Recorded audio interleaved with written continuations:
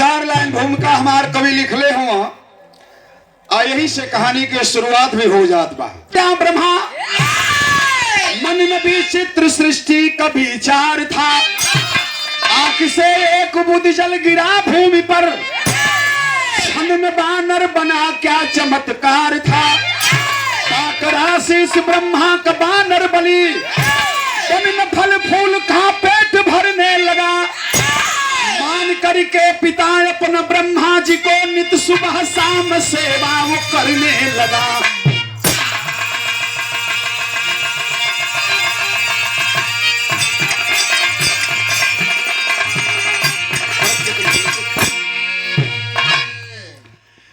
कहानी के शुरुआत भई कि मेरु पर्वत पर ब्रह्मा तपस्या करत रहला,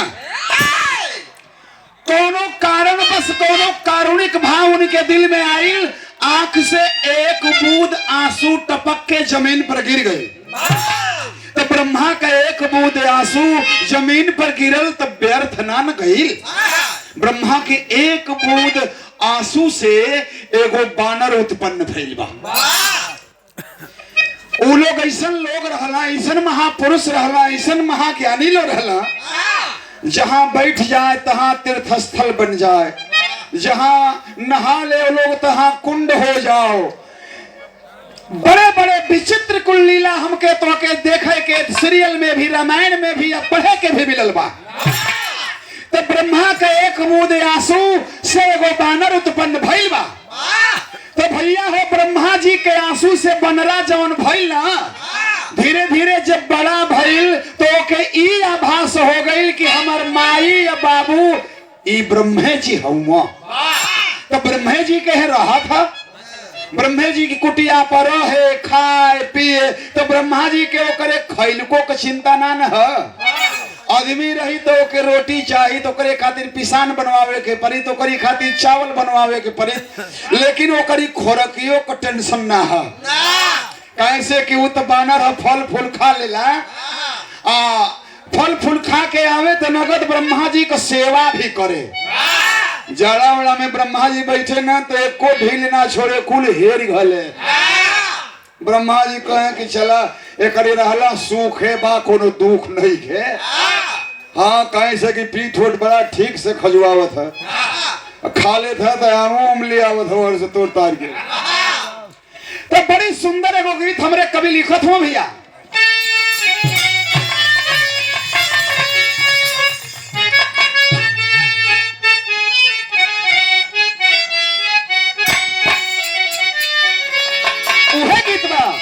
जिंदगी में हजारों का मेला जुड़ा, जिंदगी में हजारों का मेला जुड़ा, के हंस जब जब उड़ा तब अकेला उड़ा।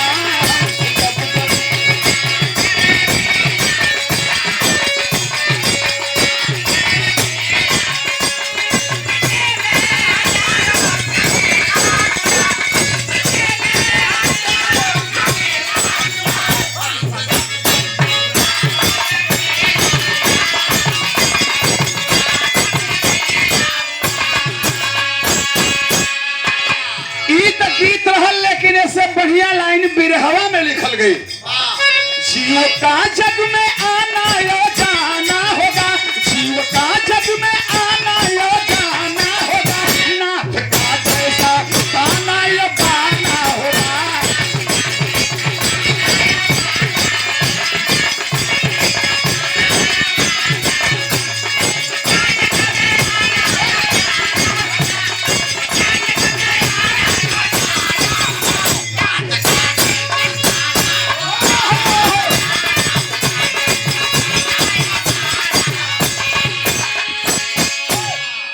ऊपर वह बानर खेला उछल उछल, जब प्यास लगी ढूंढने लगा न मिला जल।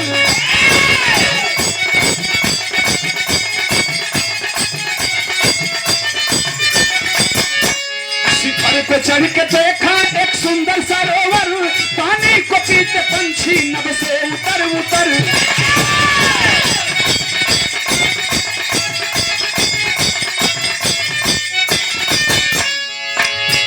सरोवर किनारे पहुंचा पानी की चाह में, सरोवर किनारे पहुंचा पानी की चाह में, वह थक चुका था बिल्कुल पथरीली राह में।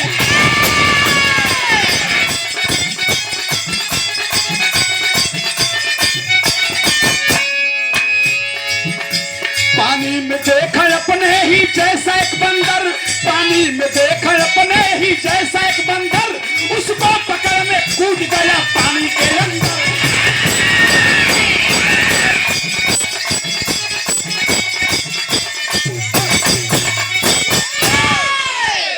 ब्रह्मा जी का बनरा एक दिन भोजन की तलाश में वही जंगलों में बड़ा दूर चल गई बा। कहीं नजदीके कुछ खाए के ना मिलल तो सोचे तनी और आगे चलब तो मिली, तनी और आगे चलब तो मिली, ऐसे ही करत करत बड़ा लामे चल गई। खाए के तो मिल गई, खा तो लिहलास, लेकिन ओकरे प्यास लगल तो पानी को कोनो जोगड़वा न बा। तब तो भाई भालू बानर या पशु पक्षी तो जे जंगल में रहेला तो भाई ओके तो पानी खातिर कहीं कुन्नारा नूरी डबरा डबरी चाहे सरोवर पोखरा कुछ खोजे के पड़ी ना। सोचलस कि यही पहाड़वा के ऊपरा चढ़ब तो ऊपरा से कहीं खाले या लोते पानी होई तो लौकी। पहाड़े पर चढ़ गईल, ओके एगो सरोवर दिखाई देले बा, बड़ा साफ पानी बा और पशु पक्षी जंगल कया के उमा पानी पियत हुआ। तो बनरा सोचलस कि काहे न हमहू चल के पी ले। गईल सरोवर के किनारे, आज जेऊ मुड़ी निहुरावत पानी पिए खातिर, तो सरोवर का पानी स्थिर रहला, नदी का पानी चलता होला, तालाब पोखरा सरोवर का पानी स्थिर होला। तो स्थिर पानी जब होला ना तो भैया वो आवत पानी पिए खातिर तो वही का फोटोआ ओके लौकल। तब बनरा जब देखलस तो देख के दूसरका बानर के पनिया में भड़क न गईल, बिजुक के कूद के खड़ा हो गई। अरे अकेल जंगल में जो हम रहे वाला है, हमारी एरिया में दूसर के हुना है, पानी में सारे बानर का करत है। अरे रहल तब बनरे ना, चाहे ब्रह्मा को होके चाहे विष्णु को होके, तब बानर को सोचे लागल कि कोनो दुश्मन जना था कि घात करे खातिर ही में लुकाइल बा। तब बनरा ऊपरा से ओके थपरा दिखावता कि मार के मुआ खलब, तो वैसने फोटो वहू में से आवता। तो ये सोचता कि जना था कि हमरे मती उहो मन सरहंग बा। बनरा जैसे आंख तरे रहता कि एकदम तोहर मर्डर का खलाबाज, वैसने फोटो वहू में से आवता। तो वो सोचता कि साला जना था कि वो कतली बका, वो उतने गरम बा। सोच गई कि पानी पियला से पहले से फरियान कर लेबे के हा, पानी बाद में पियल जाई, नगद देह गरम यही गरमैला इनके देख लेबे के हा। बिरहा में एगो तर्ज लागल है, बड़ी पुराना गई थी या नया भी है।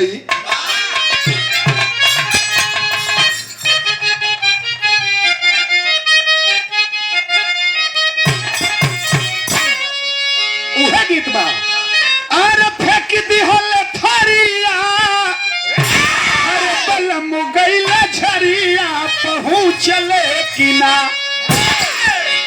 ये तो मदन राय गावला ना, एक रामदेव चच्चा या बुल्लू चच्चा गावे लो, जो वो लोग के मुकाबला होखे ना तो बड़ा महीन गावे लो। बुल्लू दादा जब खूब महीन में गावे क्या कहे हो, कहे कि है होयल बेली तोहरी खोइछा, वहां में भेली तनी मननिया के, हम के जनी हा जनी पूरनिया तनी मननिया के पूरा।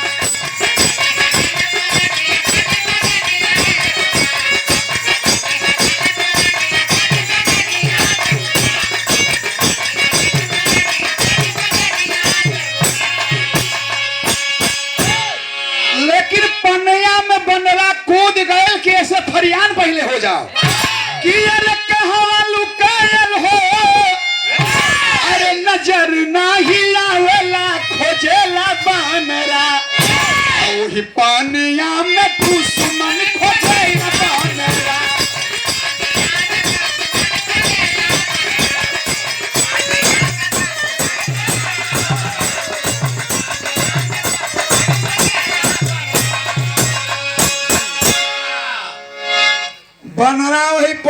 में खोजा था, देखा इस साधु जी की ओर से आशीर्वाद आ गई बा। बहुत बहुत आपके प्रणाम बाटे, सब भैया लोग के नमन प्रणाम बा।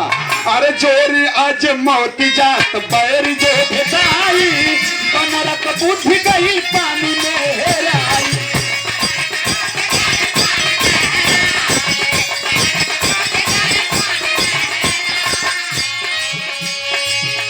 अरे भइल ना मिलन में दुख तोरी गइल मानवा के सलबानरा।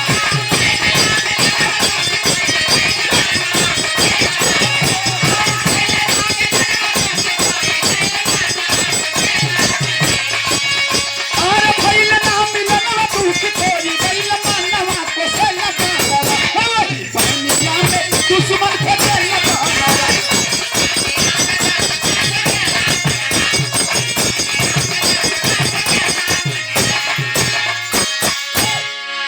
ओ भैया विधनवा कैसन ब्रह्मा का बनल। अरे विधनवा कैसन ब्रह्मा का बनल। रामा रामा विधनवा कैसन ब्रह्मा का बनल। रामा रामा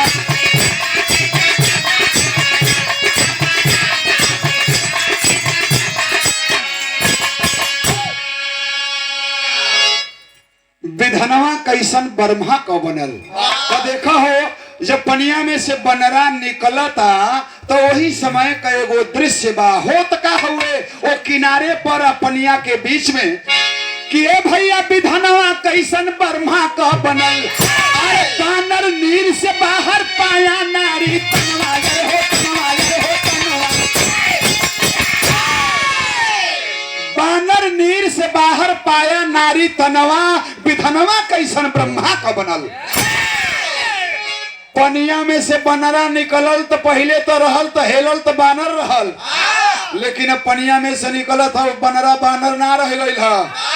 पनिया में से ज्यों कूद के आवत बा ऊपर ओकरे शरीर का बनौटिया बदल गइल, वो मेहरारू हो गई। और वो मेहरारू कैसन बा। यह 18-20 साल का उम्र है, एकदम चकाचक नौजवान बा, लेकिन उघार बा। अब सोचो कि ओया का दृश्य कैसन होई। इधर कहा कि आजकल के लड़का मोबाइल लेके ना पहुंचल सो, नहीं तो बड़ा फोटो खींचले रहता सो। नहीं मनाइए तो भैया मेहरारू कतन पा गई, लेकिन नंगे धनंगे उघारे निघारे है 18-20 साल का उम्र है। लेकिन ओकरा इतनी ज्ञान बाओ मेहरारू को हम उघार हई, हमार शरीर उघार बा, न कोनो कपड़ा बा न कोनो लत्ता बा, हम कैसे देख के तोपब आबरू हमार चल जाए। इतनी ज्ञान ओकर हुए, लेकिन अब सोचत बा कि चलो अकेल बानी तो घर हूँ बानी तो कोनो बात नहीं खे, लेकिन ई ना कि कोनो आवे ना ये रास्ता से। इसे 4 लाइन चौकड़ा लिखल गई है। कितने सुंदरी के पाई गयल बनरल जा,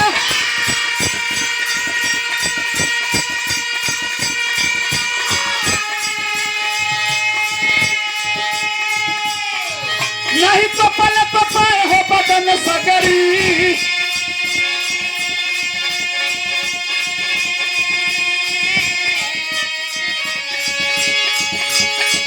फिर अबे नहीं बोल उठल छाती बोले से,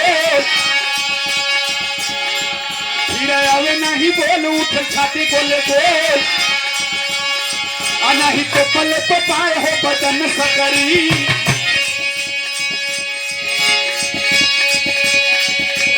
घूमी घूमी अंग सब लागला बेढंगा,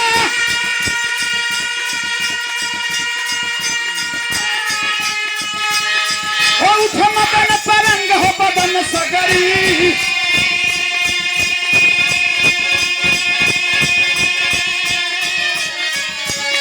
अरे फिर मन को बधाई बैठी रही सकुचाई, फिर मन को बधाई बैठी रही सकुचाई, कैसे सबके देखाई हो बदन सगरी।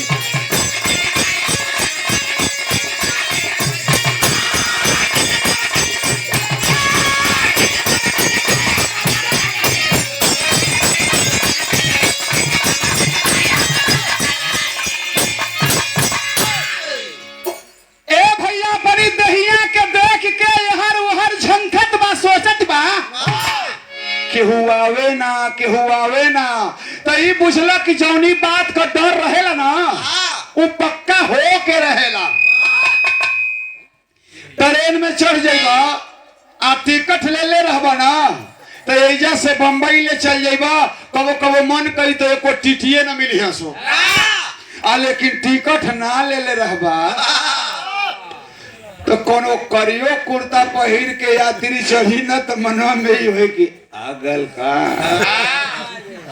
तो हर घड़ी लैट्रिन में और जाए के मन करेला। से डर के हाँ तो जौनी बात का डर रहेला वो पक्का हो जाला। ऐसे ही हमन के तो टिकट लेके जाते रही जा बम्बई ना तौले ही कुल ट्रेनवा में ही जड़वा न घूमे ला कुल हो आई बरियाई से पैसा ले लो सो। हाँ कोनो पद हक थोड़ा कि गवर्नमेंट कहले बाकी रेलगाड़ी में इन्हीं के पैसा दे चले के है।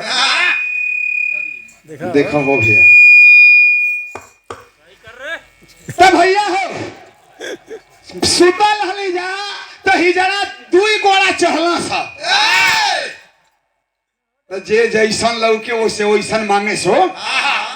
तो हमने का तो भाई कुल धोती कुर्ता ना न रहे पैंट भूसट पहले रह जा तो हमने कहे आई तो कहता कि चलो 10 रुपया निकालो। तो हमारी खड़ी से कि कैसन ते कहते जल्दी निकालो 10 को दे लीजा का कहिया ई भल कि भैया से छुड़ाई ठीक नहीं तो शराब दे दी सो गड़बड़ हो रहा ई भल कि जाए तो 10 रुपया देता।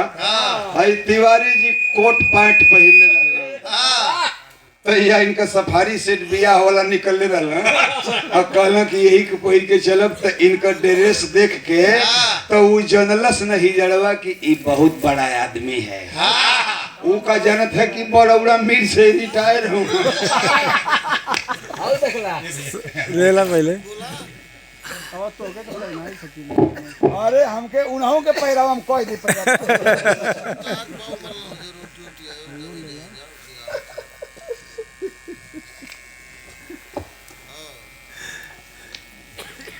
और सम्मानित किया गया।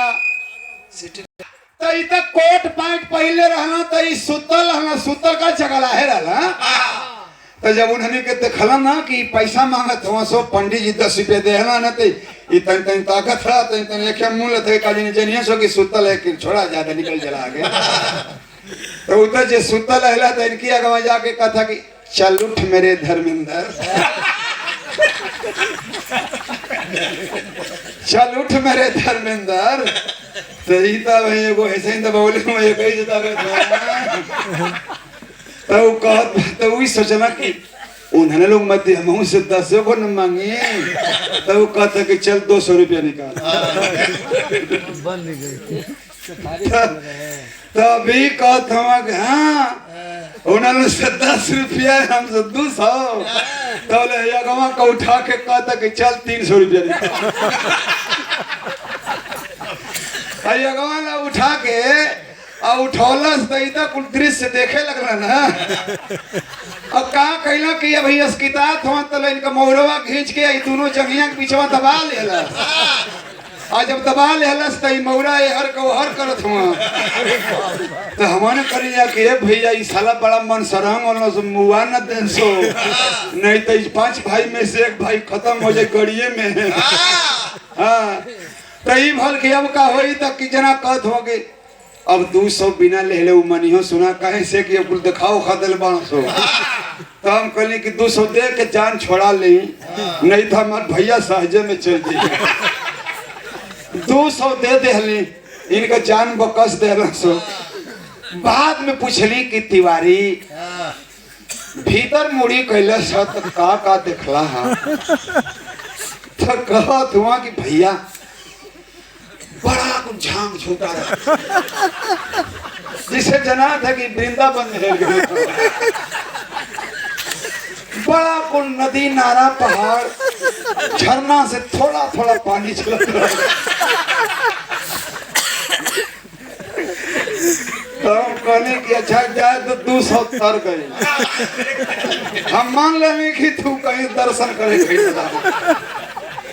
वो तनी हम भाड़ा दे देंगे तारी आत्मा के शांति हो जाओ। भगवान के जइबा तो ही ना न कहबो कि नहीं हिजरन की पले हम ना पड़ल हाँ तो ए भैया जौनी बात का डर रहेला उहे बात होला। उ मेहरारू डरात बा कि केहू आवे ना ए जे हम नंगे बानी उघारे बानी तो तौले तू जाने आए न गई ना जिस जौनी खातिर डरात रहल तौन हो गई अभी हम एगो गीत है अरे कौन मचाती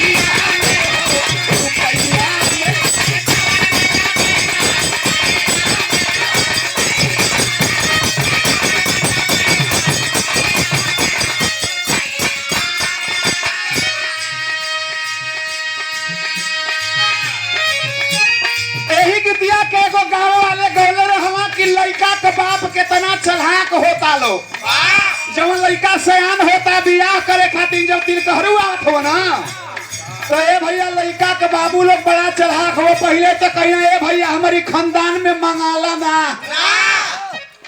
जौन भाग भरोसे मिल जाए तनो बियाह हो जाई तो बियाह तय हो जाई तो बाद में अगुआ के बोलाई लो तो आजकल तो भाई है गाड़ी तो एकदम जरूरी न हो गई बा ई तो बे पैसे का मिलत है हाँ जैसे साइकिलिया रहे कि नहीं भाई कुछ ना दे तो मतलब घड़ी साइकिल रेडी तो देबे न करी रेडी हो जौन पहले समाचार सुनल जा तो वैसे ही आजकल भाई अब गड़िया तो एकदम बेपैसे के मिलत ही तो जरूरी बा मान लो कि लड़का के बाबू तय कर देना लड़की वाला कह देलस कि ढेर के ना सपराव बा हीरो होंडा के सबसे जौन कम का हुए सीडी डीलक्स हुए थे ही तो तय तो हो गई लेकिन बाद में अगुआ से बोलो यहाँ ओके तो कह कि ये भैया कहत है कि लड़कवान का मन रहत कहत हो सो कि गड़िया हल्लुक है तो वो लोग ना हो गड़िया बड़ी भेज दे ले ना ही कहत हो सो कि सुपर स्प्लेंडर गाड़ी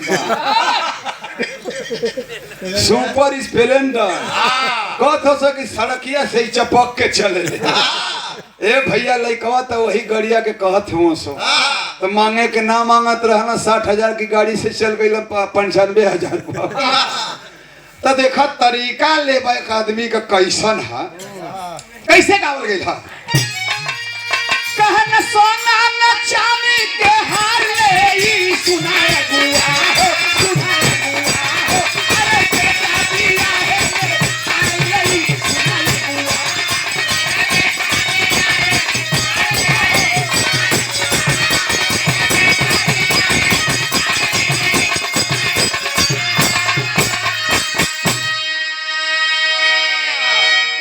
गीतिया रहल लेकिन देरात रहा के ना चल लागे अरे हम जाते परदे से चल लागे ना चल लागे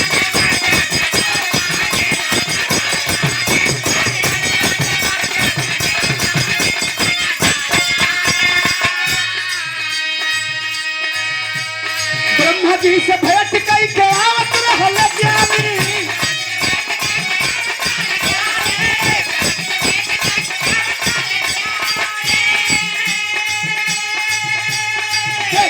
सूरज इंद्र जुल्मी जवानी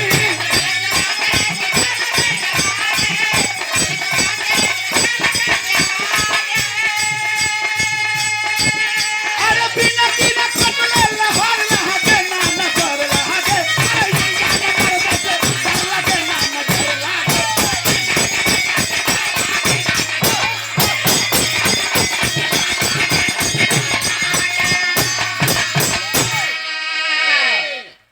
अनजान मर्दे से डर लागे ना नजर लागे तो देखो डरात बाग केहू आवा ना अतौले दुई गो बूढ़ वही रास्ता से आए गईला के रहल हो कि सूर्य भगवान रहला आ इंद्र भगवान रहला दोनों जना भगवाने रहला आगे आगे इंद्र जी पीछे पीछे सूर्य भगवान ब्रह्मा जी से भेंट करके आवत रहे लोग तो इंद्र जी अगवा अगवा जात रहना जब मेहररुआ के उघार देखला तो कहत हवा कि ये सूरज भाई तई सुलेमा देख ला ए भैया तो कहत हो का हो कैसन सुलेमा कहत हुआ तो कहत हो तो अगवा है देखला हो तो जब दोनों जाने देखला तो पुरनिया आदमी कहीं कामना न कि नहीं कहीं गलत सही देखला तो एकदम हर नोट के खड़ा होके देखा। अरे बूढ़ पुरनिया देखलस तो अपन रास्ता पकड़ ले निकल जा, तो ये दोनों बूढ़वा खाड़ हो गई।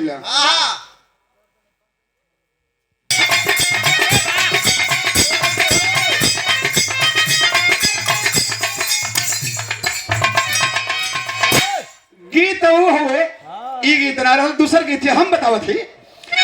तो भैया गीत हमारे बनल लिखल गई तो कहल गई कि कोनो गीत में कुछ न कुछ कहानी जरूर होला।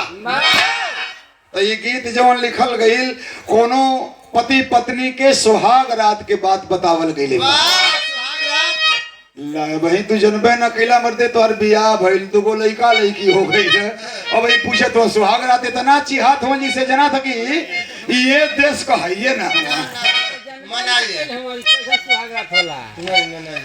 तो देखा। अब सुहाग रात के बाद तो हम लोग के नाम बुझाते थे बता देते एगो पंचर बनावे वाला के सुहाग रात रहल हो। मीनाक्षी तो सूत गई रही नहीं तो सुनती तो फायदा करी। अच्छा हाँ अच्छा जायदा तो नहीं बोला जायदा हो। तो देखा पंचर बनावे वाला का सुहाग रात रहल। मेरा रुआइल गईल 12 बजे ठीक 12:01 पर पहुंचल। पता न वो कैसन टाइम से गईल है। हाँ तो गईल जब पहुंचल ना तो वहां बैठल तो मेहरारू कहते ऐसने जड़ा पला के दिन रहल तो मेहरुआ कहते कि मनाइए मनाइए। तो ये खाली बोलिया ओकर सुनता तो वो कहते कि मनाइए ना।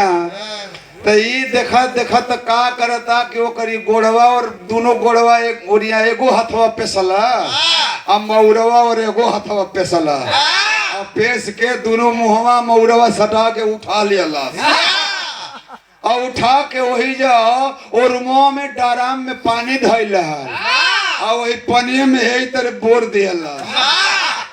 तो वो कहतिया ठंडा पाला का दिन है जान लोगे क्या।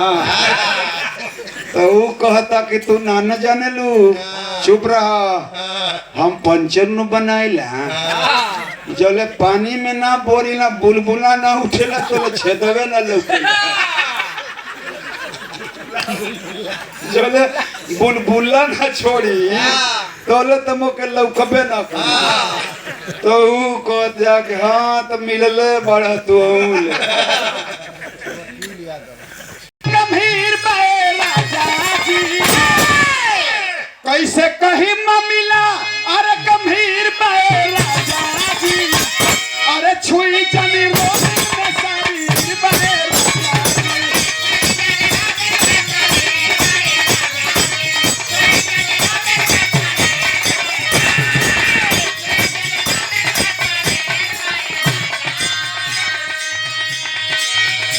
लेकिन दोनों बुढ़वा देखला तक करत का हम हो देखते दोनों जाना सजावे लगले सपना।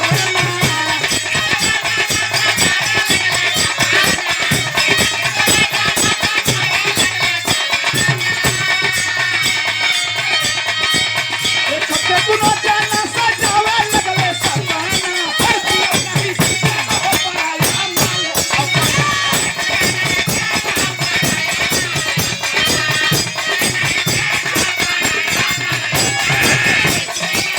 एको दिन न तो ही लगिया रही। तो दोनों जाने अपने में तर्क वितर्क करत हुआ। उ औरतिया सुनत ये बतिया के लेकिन दोनों जना करत का हुआ हो। दोनों जना आपस में ठोके लगले पान हो।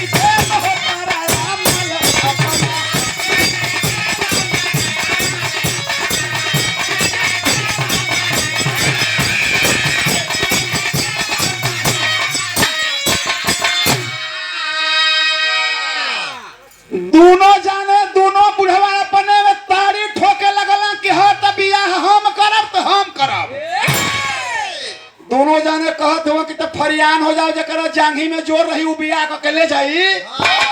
इंद्र या सूर्य दोनों जना एगो मेहरारू खातिर ताड़ी ठोक के दोनों जना पैतारा मारे लगल। देखत या मेहरारुआ तो कहत या कि दोनों सनक कैलसो। ई बुढ़वा दोनों जना था कि लड़ के मर जाइ हंसो। तो दोनों जना के समझावत हिय का कहत हिय बिरहा के पहपट।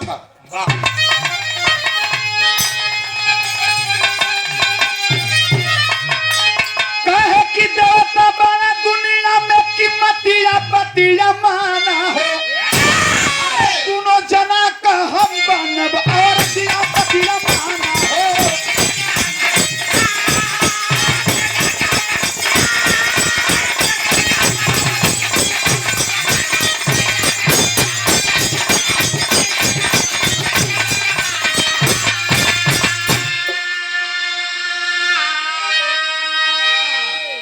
तो हम लोग अपने में कहत हुआ कि हमार तो हम केहू के संग ना जाए।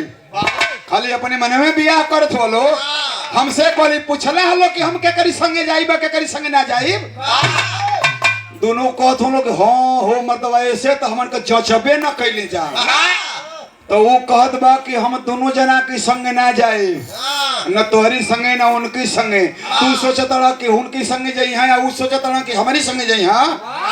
तो न हम सूर्य की संगे जाइब नहीं और न इंद्र की संगे जाइब। तो तब दोनों बुढ़ऊ लोग कहत हो लो कि अरे तो का करबू तब हे जंगलवा में अकेले बैठल है। तो वो कहत बा कि हम बियाह करब तो एक आदमी से ना करब हम दोनों आदमी से बियाह करब। बोलत तो हम लोग के स्वीकार होखे तो बियाह के काम होखो। तो सूर्य भगवान इंद्र जी से पूछत हो कि कहो भैया बियाहवा हो जाई तो के कोनो दिक्कत। तो कहता नहीं हमके तो दिक्कत नहीं है। तो के तो कहतो नहीं हमरो के दिक्कत नहीं है। तो कहत है मर्द तो रहल कैसे जाई हो। तो कहत है मर्द लुधियाना पंजाब में देखा तो आदमी रात दिन में ड्यूटी लागत है और करन।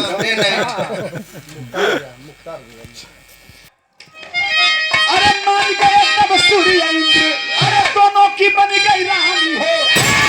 प्यास बुझा है ये दोनों अरे तन के पारा पारी हो। दोनों जने से बियाह हो गई। दोनों जना के संगे समय बीते लागल। तो काम देव मारेल न सब कमतिया बतिया माना हो।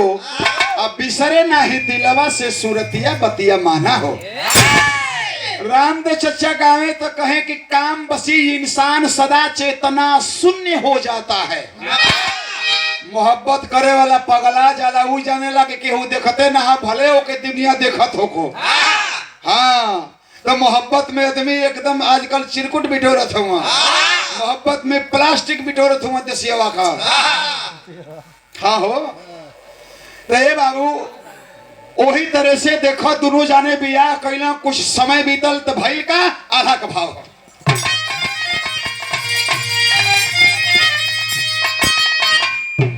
कैसे भैया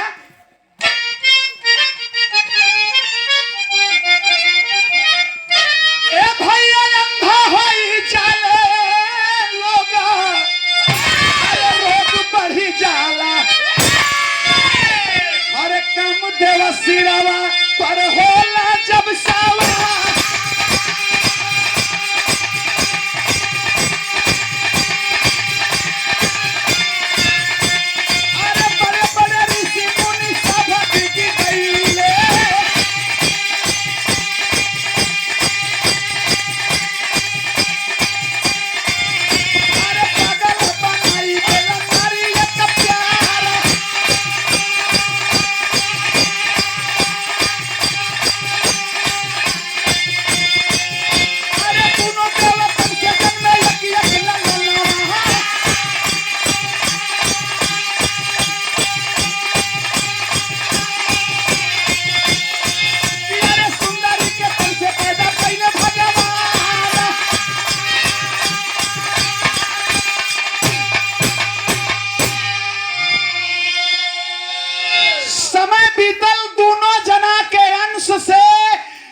सूर्य को एगो इंद्र को दोनों जना का एक एगो लड़का भइला सा।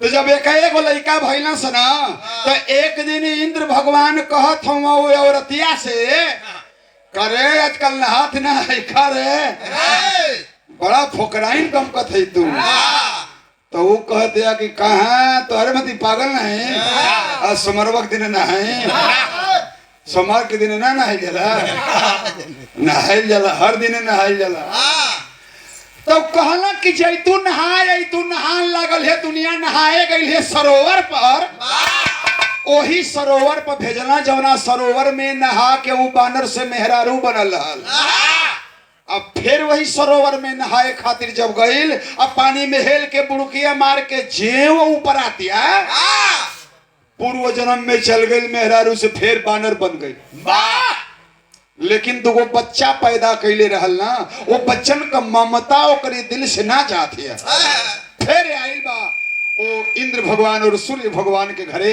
वो बच्चन का पालन पोषण कैलता लेकिन वो के रहल हो वो सुंदरी से ही बानर दुगो जीव बिरहा के आखिरी बात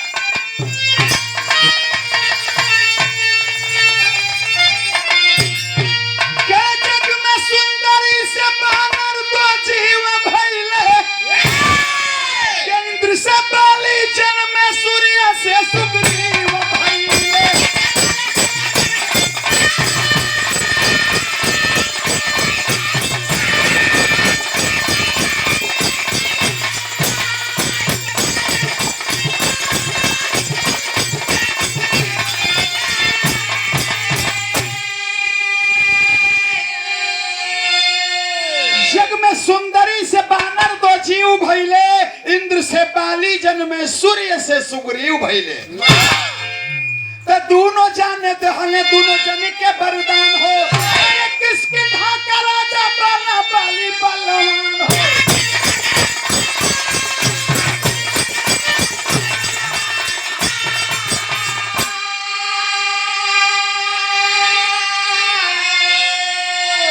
सीता के खोजत राम जी उहमे गईले इंद्र से बाली जन में सूर्य से सुग्रीव भइले तो बाबू हो दूसरे लाइन में बड़ी ऊंची बात हमारे कवि लिखते हैं क्या कहल गई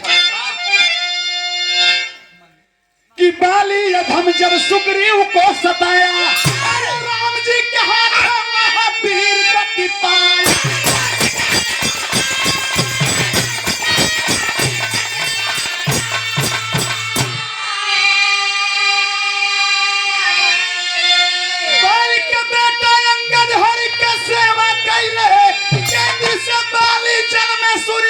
सुग्रीव भाई